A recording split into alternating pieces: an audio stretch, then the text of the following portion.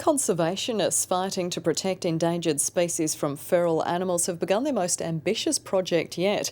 A large fenced predator-free zone has been built in the middle of the West Australian bush. It will eventually house 9 endangered animals, but the Woylies, small kangaroo-like marsupials, are the first to settle in. Right from birth, the odds are stacked against the Woylie. Over the last 15 years, the number of the small nocturnal marsupials has dropped by 90%. This is one of the lucky ones.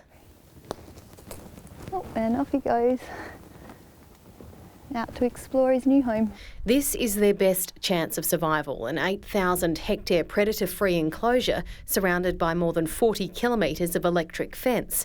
It's the culmination of years of work and cost $2 million to build. It's got a skirt that sits on the outside and that stops your foxes getting in and the animals on the inside from getting out. And it comes up from a defence. We've got a floppy top up the top, and when the cats will hang off that, fall back against electric wires and get booted off. In addition, the electric wires are there to stop the cats climbing there in the first place. Before being transported hundreds of kilometres to Mt Gibson, the Woylies are checked and fitted with tracking collars, allowing ecologists to follow their progress.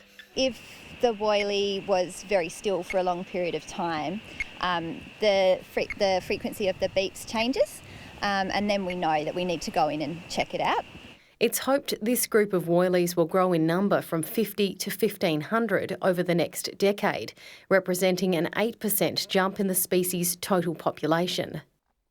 It's been 50 years since Woylies last lived in Western Australia's Midwest. Conservationists say the area has lost half of its mammal species in the last 200 years, and feral cats are largely to blame. There are up to 20 million feral cats in Australia. They're all killing, on average, 5 native animals a night. So you can do the maths. There are tens of millions of native animals being killed by feral cats every night. This footage shows a cat's eye view of the landscape, a smorgasbord of small mammals, lizards and birds.